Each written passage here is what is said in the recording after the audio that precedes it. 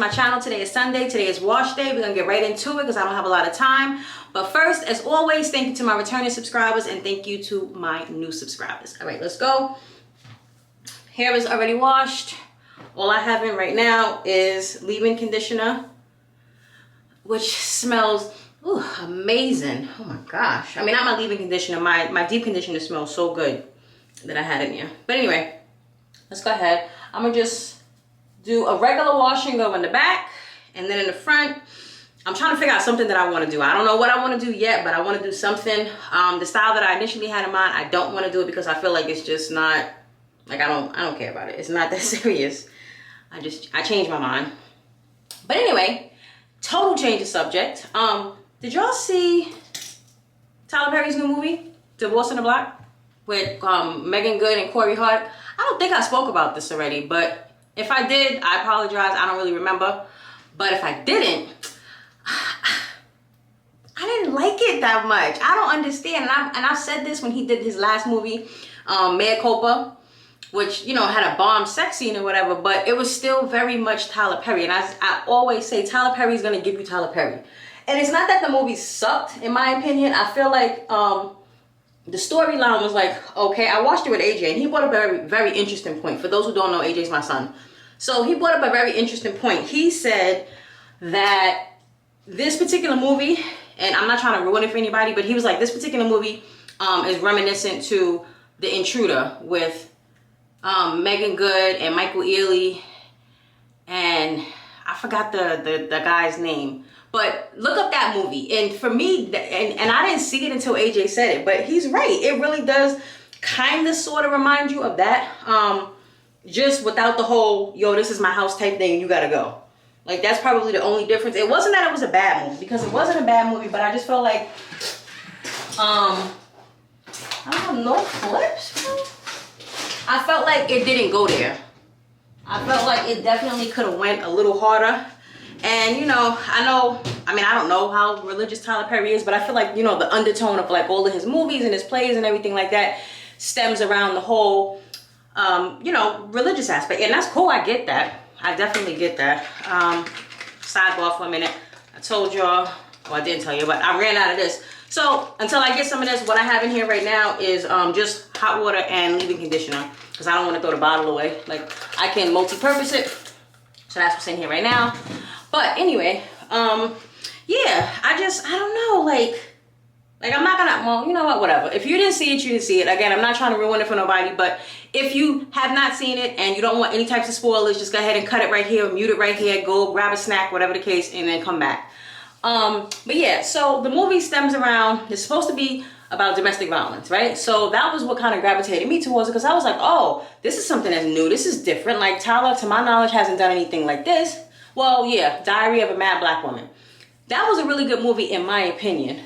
But he hasn't done anything as of recent that was, you know, kind of reminiscent of that. So I was like, all right, you know, I'm a fan of Megan Good, definitely.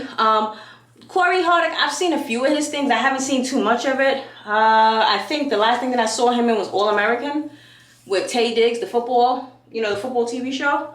And, you know, it's like, okay, like, whatever. Again, I don't know much about him as an actor, so I would never take away from his craft. But, so in this movie, he plays Megan Good's husband.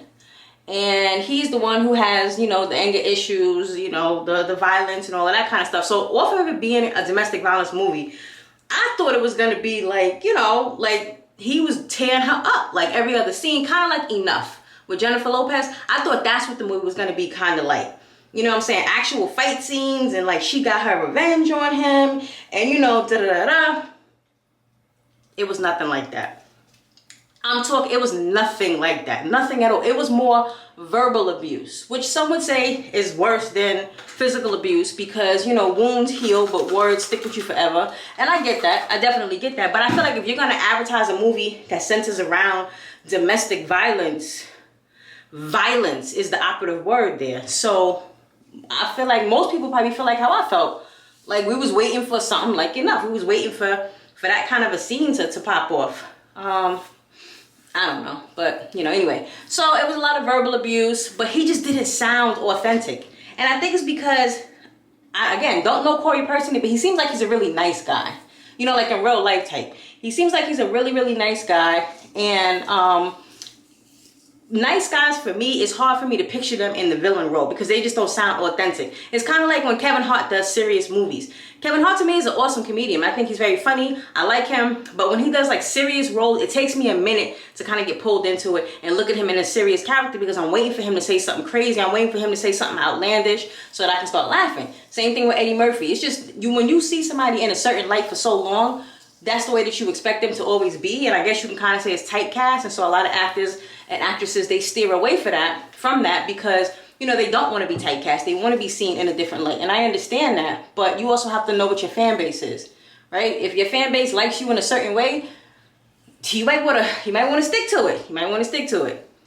So anyway, so yeah, it was a lot of verbal abuse going on. The person who plays Corey Hardick's mother, she, to me, all I saw was Monique, the comedian Monique. That's all I saw. Like Monique from Precious, that type of Monique. She, like, down to the size, the demeanor, the head wrap, the headscarf or whatever, just some of the words that she was saying. It was literally Monique. But Monique and Tyler Perry got a little thing going on. Like, they don't really rock with each other like that for whatever reason. So I'm assuming that that's maybe why she wasn't in the movie. I don't know the whole backstory, obviously. But the person that I saw, all I saw was Monique. So if he was trying to like send a message, he sent it. He definitely sent it loud and clear. But Megan's character, to me, was very, very timid, and she never got her get back. Like she never.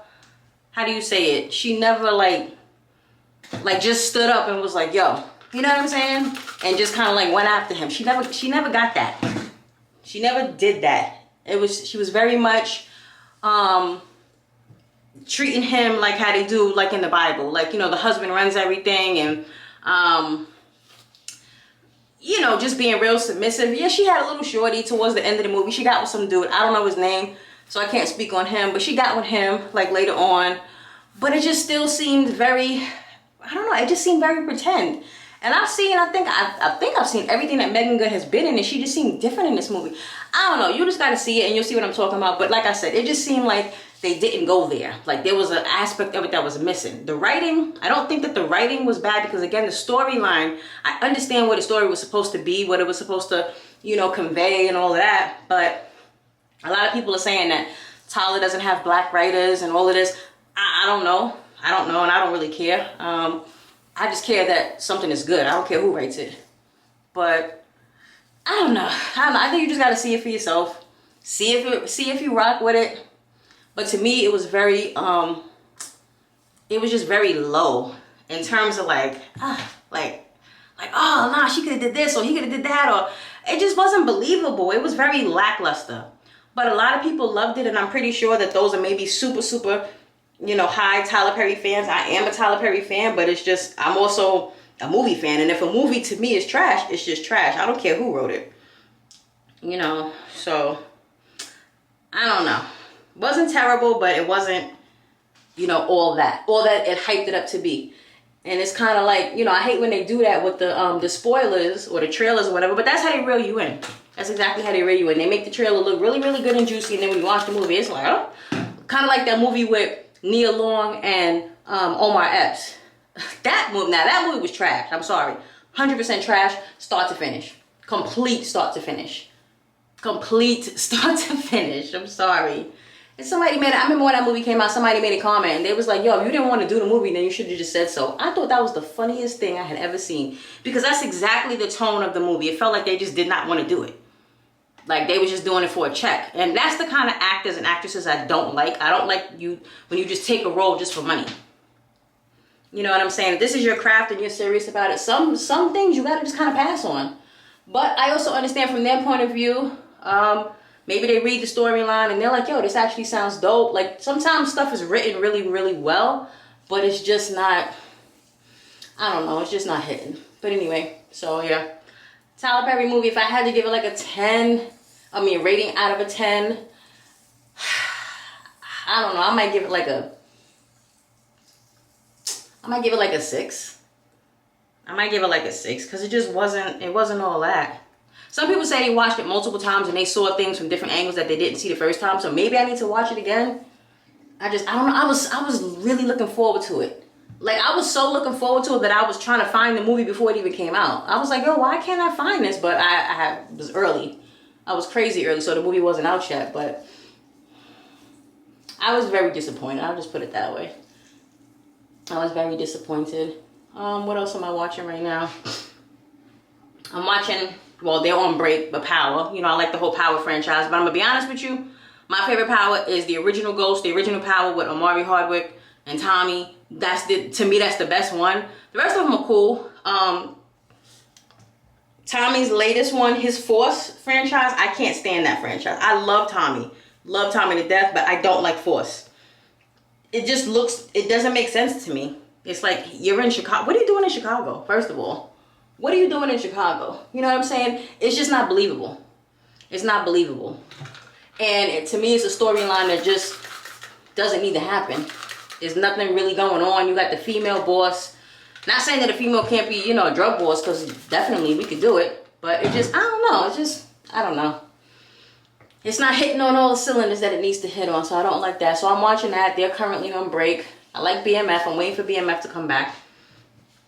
I'm watching a TV show with Aaliyah right now. This is an old TV show. It's called Riches. I'm watching that.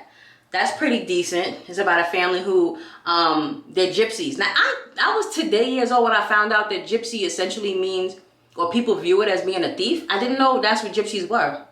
Like that, not congregation, but that group of people. I didn't know that's what gypsy meant. I don't know what I thought, but I didn't think that. I'm gonna be honest with you. I didn't think that. But that's what they said on it. I was like, oh, that's what a gypsy is? So, I don't know. What else am I watching? Oh, The Bear. Now that, I love that show. The guy from Shameless is in it. The one who played Lip in Shameless, he's in that movie. I mean, he's in that TV show. I like that, but it seems just like Shameless. To me, it's literally like another Shameless. It seems like he finally got a stable job, and it happens to be in a restaurant. And so, you know, that's what he's doing. And then he goes back home to the house, and Fiona and everybody's there. That's what it seems like to me. It's definitely giving, you know, still Lip from Shameless. Like, I just left off of one set and I'm going to the next one. That's what it's giving, but I like it. I think that might be it as far as the stuff that I'm watching. Like I said, I don't really watch TV at all. I watch, you know, specific shows on streaming platforms, and that's it. All right, I'm gonna go ahead and do this. Speed it up. Y'all can just watch, because all I'm doing is just what I normally do to my watch and goes in the back of my head. Nothing else.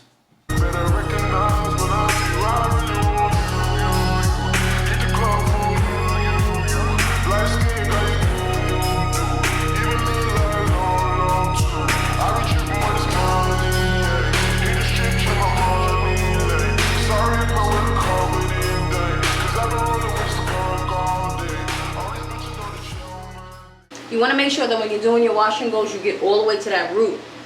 You want to smooth everything out. That is the key to a good wash and go. Let me rephrase that. That's the key to longevity with your wash and go. You know what I'm saying? If you smooth it all the way out and you get all the way up to that root and it's wet enough and it's detangled. Like, your hair has to be detangled. I don't care if you detangle it in the shower, when you're washing it, you're putting your conditioner in, or if you're detangling it when you're doing this step. And if you're new to wash and goes, you don't have to do it like how I do it. I just shingle my hair because that's just the way that I do it. But you can absolutely just brush it with your hair, you know, brush it with the brush and let it go.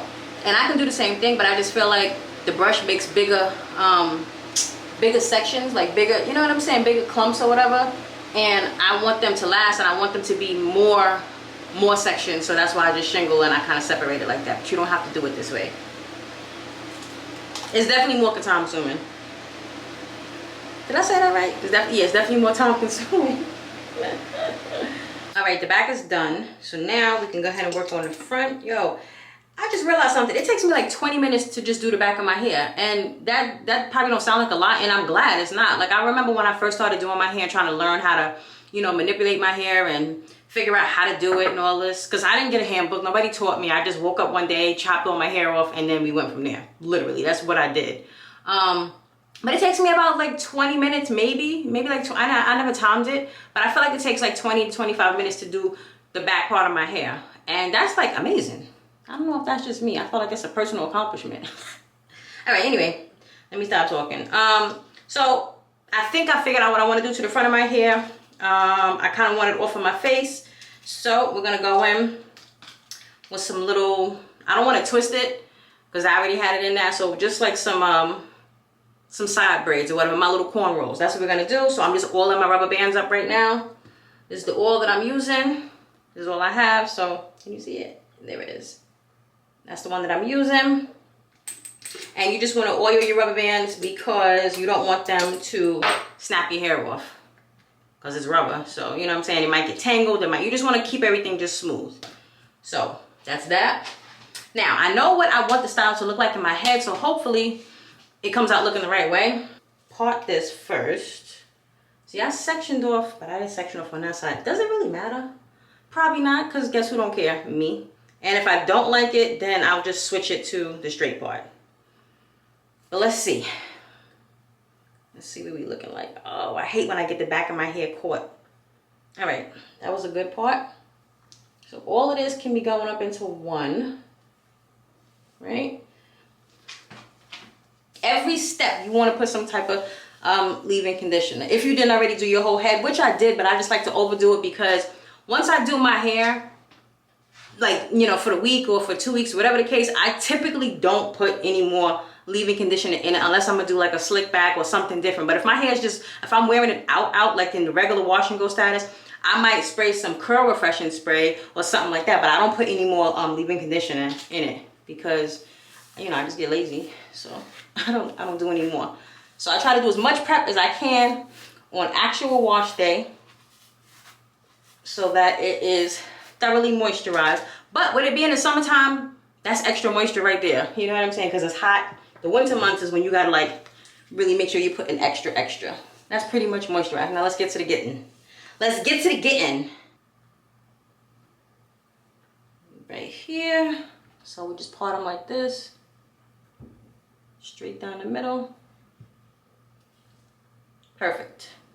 See, y'all even see what I'm talking about. If you've been with me for a minute, you know like this used to be a lot more just sparse. I think I said this yesterday because I filmed the video yesterday. That rice water spray, it really is working. Like it is. I only used it for like a month and a week, something like that. And she's working. She's doing what she's supposed to do. Because I just know when my hair was a lot more empty in terms of like the parting and stuff. And we're just gonna put it on.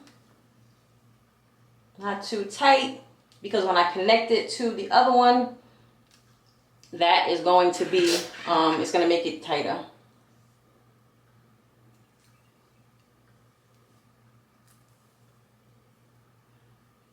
Not too tight, but enough. Now, put a little gel, just so that I can twist it. Try to twist it real like tight, not tight on your scalp, but don't do a loose twist. If you know what I mean when I say that. I don't gotta twist it all the way down because I'm gonna connect it and then they're gonna want to curl it. Do this. Make sure this section is brushed out. Okay. Now just connect this one. I'm just really trying to think of styles to keep my hair out of my face as much as I can. Because, you know, with it being hot, it seems like my skin is just, she's not liking nothing. So I want to make it so that it doesn't. See, that kind of unraveled a little bit, but you still can tell it's a twist, like whatever. You could tell. Where's my brush? All right, so we're gonna brush this. Now I still don't know what I'm doing with the ends yet, but for now, let's just twist everyone together, and we'll figure it out later. Maybe I'll make a bridge going across or something. I don't know. But for now this one I am gonna twist all the way down, so that you know, everything can just be done. Put a little more gel on it. Brush it out.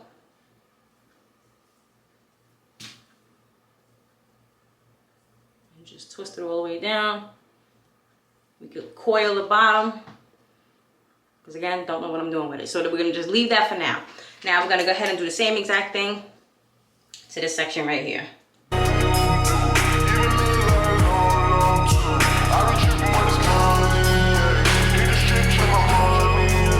Sorry if I wouldn't call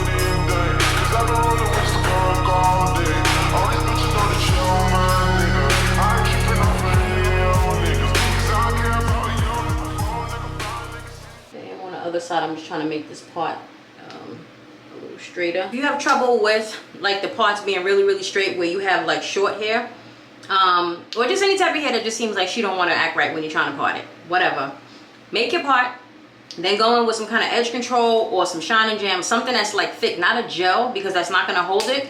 You put it on there and then you part it again, because that will neaten it up, because it'll make all the hair just go the way that you want it to lay down. They do the same thing when you're doing like box braids, how you make the parts, you know. Still something I have yet to learn how to do, but we're gonna get there. Don't you worry. How did I do this side? See, I'm tripping. I had the parts going up. Yeah, that's the way I did it. Okay. I don't really care about edges right here or right now. I can take out a little bit later, but I don't want to take out too much, because the more you take out when you're doing a style like this, the more that you're gonna have to redo them every single day. And if you got a rubber band here, at least for me, it gets a lot of buildup, a lot of gunk, just, you know, and it just starts to look raggedy, and it looks raggedy premature, if that makes sense. So I don't typically take out too much, you know, edges when I'm doing hair that has rubber bands in them. I just don't. Ouch. I prefer to just put it on, slick it back when I'm doing it, and then put it into the rubber band like that. I can always do one side of my hair. Am I right? You can do one side real good, but then when you get to the other side, it's like you forget how you did it. It's like she want to act stupid on the other side. It's always like that. Same thing with your nails. I don't know if any of y'all do your nails by yourself. I do my own nails. Sometimes I go, you know, get them done, but I do know how to do them myself. I can always kill one hand, in my opinion. I'm not a professional, but I can kill one hand. When I do the other side, can't do it. Can't do it. It doesn't make any sense to me. It's about that time, y'all. It's about that time. It's time to eat. It's time to eat. 3 o'clock. I ate breakfast, but I'm ready for lunch now. Like, we're in a whole nother section of the day. It's time to eat. Okay, gonna bring this one down. I look like the brat. That's what this is giving, but it looks cute. Like, I low-key want to leave the twist like this, but I don't know. It might look stupid with the curls. I don't know. We'll see what we're doing after we finish. Let's stick to one thing, Star, okay? You guys are making me get ahead of myself here. Let's stick to one thing. If I drop that comb one more time, my legs are sore because Monday, Wednesday, and Friday is leg and glute day. Whew. One day I'm gonna take y'all to the gym with me. I think I'm gonna take you. I don't know if I'm ready to take y'all to Planet Fitness with me yet, because people act stupid, and the way God set my temper up, kind of still working on it. So if somebody says something like, why you filming, or just anything stupid, because I be watching some of these videos on TikTok, and some of the girls are minding their business off in the corner, not bothering anybody, and then you got these men, these macho, you know, egotistical men, I think they are, and they got something to say, like, mind your business. I swear, like, this world would just be so much better off if people just minded their business. Unless I'm directly in front of you working out, or I'm bothering you, or whatever, like, and they don't even have these guys on camera. Like, they're by themselves. They're not bothering you. Leave them alone. Like, I pray. And God knows not to put me in these type of situations, because I pray that I be in a gym and I see a chick filming and a guy comes and tries to bully her. No, I'm jumping in. I don't even know you, but I'm jumping in, because we females got to stick together, because these men are out of control. They really are out of control. And I'm not having it. I'm sorry. I'm not. Like, if you want to get, I love saying this from the movie, my battery cut off. That was God telling me to shut up. But anyway, like I was saying, like from my movie, Us, if you want to get crazy, we can get crazy. Because, like, mind your business. She ain't bothering you. 10 times out of 10, you want to talk to her anyway. You want to holler. That's really what it is. You want to holler. I'm stupid. I'm sorry. I'm extra. But I really don't like that, though. Like, real talk. Unless somebody's directly bothering you, what do you care that they're filming for? Maybe this person, like, she makes her money off of, you know, being a fitness guru or something like that. You have no idea what she's doing. And I've seen dudes film, and they don't try to, you know what I'm saying? They don't be saying nothing. Like, people always want to just try to body females, and I don't like that. Somebody did that to me when I was working out. I was on a machine, and I'm taking my break, you know, in between my sets. And I think I said this before, right? I'm on a Smith machine. So I use the Smith machine for a variety of exercises. So I was in the middle of my set. I wasn't like sitting there just chopping it up, talking, doing none of that kind of craziness. Nah, I was taking my little break or whatever. My breaks won't be that long. I probably do like a minute in between sets, right? You're really supposed to do like 1 to 2 minutes, but I do like 1, especially if it's crowded. So I'm taking my little break or whatever, and this guy comes up to me. He wasn't rude about it, but I saw him kind of like in the background, and I'm like, all right, here we go. Now, mind you, all the other Smith machines are filled with dudes. I'm the only female. And he comes up to me, and he was like, how many more sets do you have? And so when people ask me questions, the way that my mind works is I got to process stuff before I say it. Because I'm definitely one of them. I'm definitely, like, I'm not always, you know, held responsible for what comes out of my mouth. So I try to think before I speak, right? Like, I really try my best to think before I speak. And I was like, okay, there was no aggression in the voice. Like, I'm literally breaking it down like Inspector Gadget. You know what I'm saying? Like, literally trying to figure it out. Like, okay, this is cool. He didn't mean no harm. And are they going to be different? Did I just do them differently? What, you know, at this point, still don't care no more. But, yeah. So I was like, oh, I don't know if I said I just got on or, like, I only have a few. Like, I don't remember what I said to him. I really don't remember what I said. I'm going to bring this one down because I think that's the way it was supposed to have been. Yeah, on the other side. I'm going to bring this part down. So I think I decided to just be nice. I didn't choose violence that day. I decided to just be nice. And I think I just told him how many more sets I had. Now, what bothered me is why you didn't go to none of the guys and ask them how many sets they had. Why you won't come to the female? You see what I'm talking about? That's what I mean when I say that dudes try to bully females, no matter what the situation is. See, it look like it's getting ready to rain again. Like, what's going on? Anyway, but that's what I'm talking about right there. It wasn't that he was nasty to me. It was the fact that he specifically chose me to come and ask how many more sets I have when you could have went up to one of the dudes, especially because where he was standing at, the dudes were closer to him. But what is it with y'all guys? Do you feel intimidated? Do you feel intimidated if you go up to another dude and you start asking questions like that? Do you feel macho because you come into a female? Because I'm not one of them. I'm not your typical female. I'm not. I was raised by two crazy parents and I got an ill temper and I'm a Scorpio, so we could go all day. We could go all day. But yeah, but I don't like stuff like that because I felt like he was trying to punk me. But I decided not to be, not to be a dick about it. And I think I just told him how many more I had and, whatever the case. But it just bothered me. It really bothered me. Now, on the flip side, I did the same thing to a female.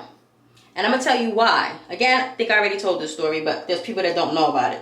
This girl, however, she was on the Smith machine. And she was on there for like a hot, maybe 20 minutes or so. However, she did not do one exercise on there. She was on her phone the whole entire time. And I'm not exaggerating. She did not get on it. She acted like she walked up to the bench, up to the bar, whatever, prepped herself, sat back down on the bench, stayed there for a minute, chopped it up on the phone, went back over to the bar. Like, there was that kind of motion, walking around, touching the weight, like doing stupid stuff like that. So when I see stuff like that, I don't just go up to you right away and rush you. What I do is I'm gonna do all my workouts on the corresponding machines that's around first to give you an opportunity to get your stuff together, okay? Before I have to go up and ask you something. So, that's exactly what I did with her. I waited a minute. Like I said, she was on there for like a hot 20, 25 minutes. So I did mad exercises without even coming to her. When I finally finished and there was nothing else that I could do, I went up and I tapped her. And the only reason I went to her is because she was the only person that was not actively working out. So, I went up to her. And I was like, I pointed. I was like, can I get on this or whatever? She was still on the phone. I was like, can I get on this? And she was like, yeah. So all she did was she moved her stuff like kind of over so that we could share the machine. What are you talking? I'm not sharing a machine with you. Number one, you're not working out. So what are we sharing here? What's happening? Why would I share something with you and you not even working? Number one, I don't like sharing in the first place. I was an only child until I was like 20 something. So I don't have that capability in my head. It's not programmed into me. I don't like sharing. But also I understand it's a private gym. It's not my gym. But I feel like unless the gym is crazy packed and I was on a machine for like an hour, which would never happen, there's no reason for anybody to share a machine unless you like there with your significant other. Then yeah, you can share a machine, but to share with a total stranger, it's not necessary. It's not that serious. It's not that serious.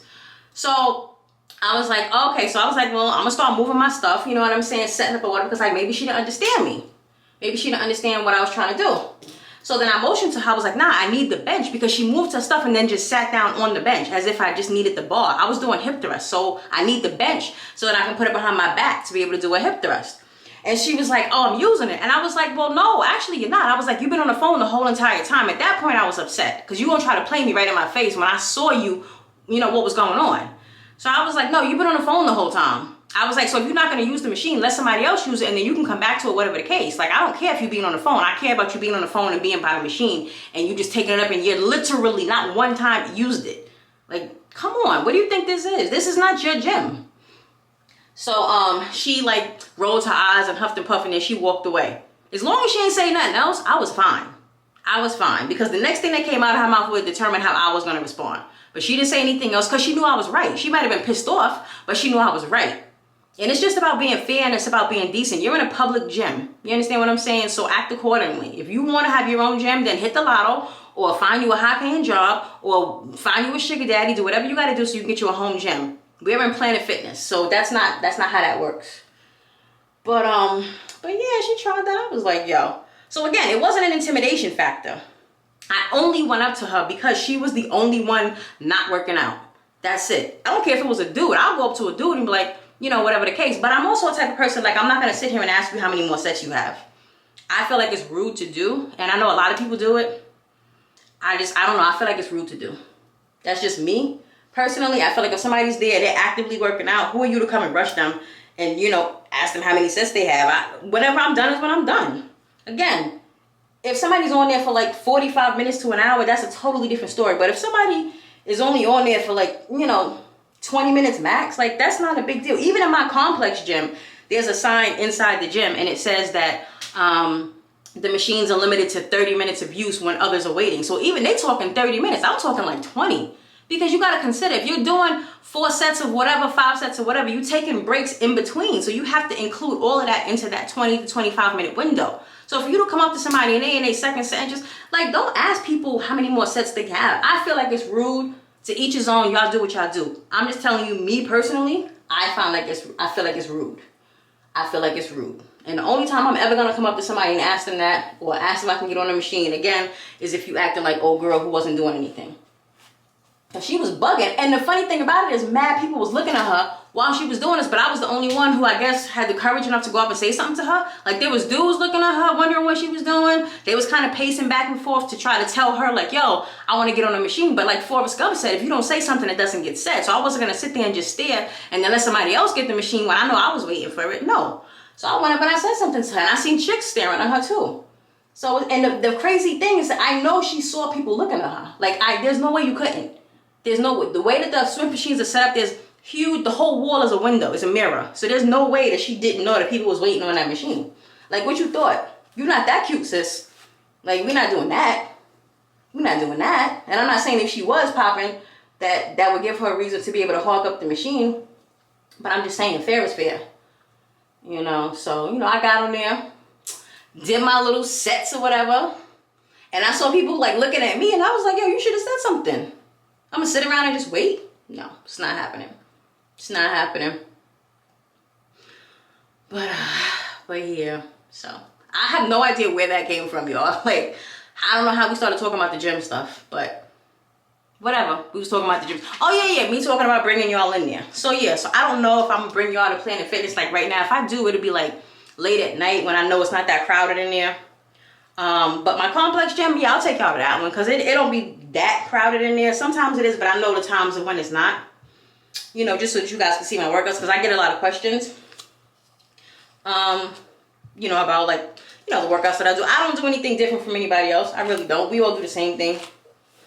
We all out here doing the same exact thing. I work out 5 days a week, Monday through Friday. And each day has a specific thing. Monday and Tuesday is legs and glutes. What I said? Monday. I don't know what I just said. Monday, this is why I'm hungry. That's how I know I'm hungry. I can't think straight. Monday is legs and glutes. Tuesday is back and chest. Yes, I gotta think because I'm so used to just doing it that I don't think about it no more. Tuesday is back and chest. Wednesday is again legs and glutes. Thursday is buys, tries, and shoulders. And then Friday is supposed to be cardio, but I switched it again to legs and glutes, and then I do a little smidgen of cardio and abs in here if I feel like it. It don't happen all the time. If I feel like it. Now, the reason that I work the legs and the glutes 3 days a week is because I especially for the glutes. That's like one of the most stubborn parts of the body to develop, and it takes a long time. So I do a variety of exercises. I'm not doing all of the exact same exercises Monday, Wednesday, and Friday. However, I am doing the same exercises within those 3 days. So like Monday, I may only do, you know, like maybe one quad exercise, right? And no hamstring exercises, and then I'll do like 2 to 3 glutes. Wednesday I'll switch it up, and I might not do the same ones that I did. You feel what I'm saying? Like I switched up because you don't want to exhaust the muscle to where it hurts and you can't perform. Because I used to do that all the time, and I would be down for days, my dude. Days I would be down. I think the worst for me, I was down like 2 weeks one time. I couldn't walk. Like it was bad. It was bad. I was working remotely at that time, so it worked out, but whew. Don't ever overdo it. Don't ego lift. Don't get in there trying to compete with somebody that don't even know you exist. Like, don't be looking at everybody and be like, oh yeah, I'm gonna do that, I can do that. No, you can't. Sit down. No, you can't. No, you can't. I know what I can do and I know what I can't do in terms of weight. I think the heaviest I can lift is with my legs, because I think that's the strongest part of your body. So for hip thrust, I can do like 100 pounds, 100 to 105 on the hip abductor machine. I could do, I think, 110 on that, and I do 4 sets of 10 for all of that. For the calf machine, I could do 120 on that, and I just go to failure until I can't do it anymore. You know, so, but then when I'm sitting down doing bench press, I can only do like 10 to 15 pounds on each side. So we're talking like 30 pounds. You see what I'm saying? So it definitely varies. My legs are much stronger than my arms, but my arms are also strong because I can punch and hit hard. I think that's about it. I'm trying to work into getting into doing the Stairmaster. I hate that machine. Like, I hate the Stairmaster. But it's a good pump. It will sit here and give your entire body what you need to do. But anyway, this is starting to turn into a gym video. I'll get more in depth with the gym video when I actually take y'all to the gym, because it'll make more sense. But I just somehow went off on a tangent about that. But let's finish this up. We're almost done. Cool. Everything is done. These twists just look so cute with this. I mean, I could really just put some kind of clips. I don't know. Grab this one. Twist that. I'm just twisting them into one another. Yeah. Do a little bit more.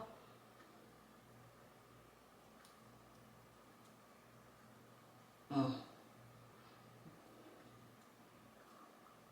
She's cute. Now we can leave it down like that. You see how it's like going across? Let me move closer so y'all can see it. It's like going across. I could leave it like that, or bring it back around and put it completely up like that. I think I want to leave it down. I think that's the way I want to leave it.